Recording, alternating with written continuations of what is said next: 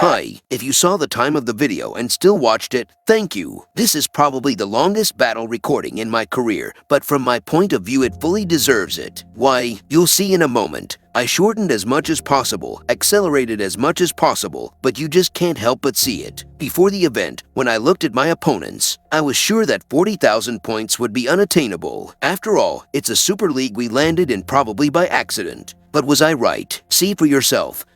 The warm-up before the actual treasure fight was a bit monotonous on my end, but only at the beginning. And I asked you not to disturb the hornet's nest, so of course some people had to fly there as if they were offering honey. However, on the other side of the map it was as hot as the name of the location suggests, hot springs. At first I envied them a little, but after a while I had my hands full.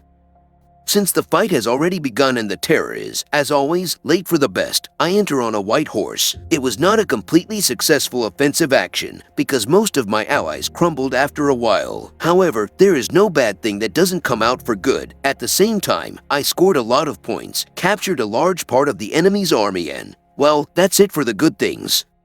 Despite unfavorable conditions, I fought bravely in the siege. Sometimes it's worth knowing when to give up. But how could I not take advantage of the situation when I'm surrounded by a swarm of enemies? Every second they devote their time to me works to my team's advantage because they are inevitably fighting against reduced enemy numbers. Not that it matters much in the end.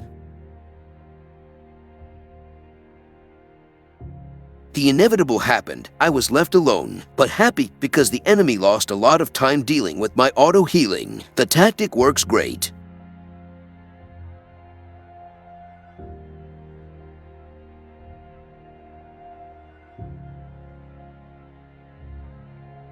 My tactic is simple in theory. Provide as many healing commanders as I can without losing much efficiency, and as you can see, it works. In addition, commanders with increased percentages for the type of army and crowd control effects are unnecessary. But enough about my unsophisticated tactics. Look at this split screen. There are different treasure holders on both sides, but almost the same recovery method. Smash the holder to pieces and move it to your base. Even though I overslept a bit with the other army, I managed to complete the relay with myself. This wasn't exactly the plan, but the execution was excellent. Unfortunately, the amount of opposition and my inability to recover from my rage caused me to crash before reaching the finish line. However, I was not alone here. Ultimately, the goal is to get the treasure back to your base, regardless of who delivers it. If you've noticed, I had no problem picking up the dropped treasure. Continuously clicking on it restarts the counter. It's not an idle game where the number of clicks counts. Just once and wait a while for what was happening under base 2. It's actually an example of constantly clicking on the treasure, and by several players at once. What for? The overall event can be won by taking over buildings on the map. The problem is the points generated by these buildings. Capturing all buildings will give you 1280 points per minute. This means that by taking over all the buildings at the beginning, you can gain a significant advantage in points, but it is the treasure that provides the largest number of them, from 4,000 upwards for each transfer. Transporting resources from Winterfell sometimes feels like a walk on a warm day, sometimes like fighting a hurricane. In this case, we hit a tornado, and you need to take the dog for a walk. It wasn't easy, I'll say more. It was very hard, step by step, without stopping. Just to the base. The enemy had the same plan, but our advantage was visible in taking over the treasure. I guess my shouting in the chat caused the change, because the treasure was picked up with almost no errors. One player loses, the other player takes over. Siege of Winterfell should be renamed Relay to the Base. It would be more appropriate considering these situations. There is also a small, tiny problem here. The base the team wants to move the treasure to must be in their possession.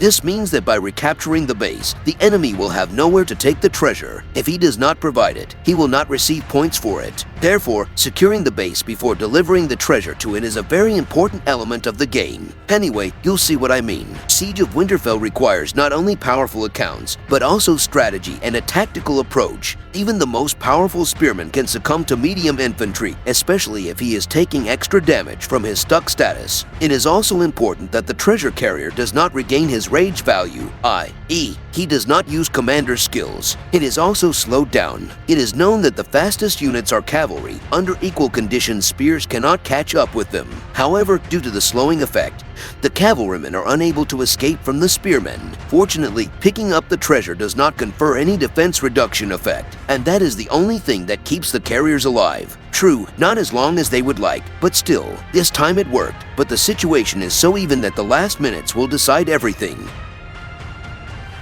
We were appreciated by the enemy, and they threw all their forces against us. We had no chance of taking over the building, and there were a few minutes left to the end, and despite a slight advantage on our side, there were huge fears that this match would be lost. The opponent estimated his chances at 0%. When it comes to the buildings themselves, their only hope was to transport the treasure to the base, and ours was to stop them from doing so. It's time to start the tug of war. I don't know about you, but I personally don't like Siege of Winterfell. I definitely prefer Alliance Conquest. But these are two completely different events with completely different mechanics. I can't compare them like that, but the time will come for that eventually. Thank you for today, and I invite you to the after party.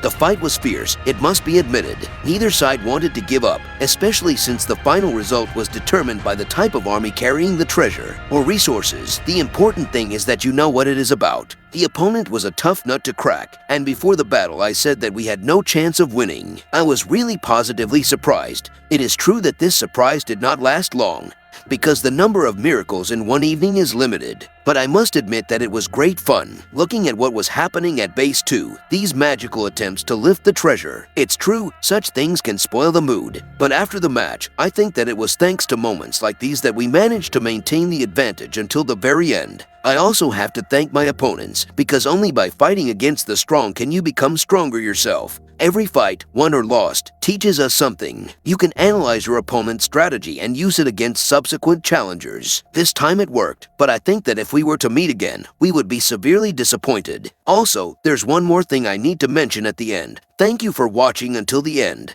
If you have any questions, not only about this particular recording, you can always mention them in the comments. See you soon. I'm going to get ready for the arena.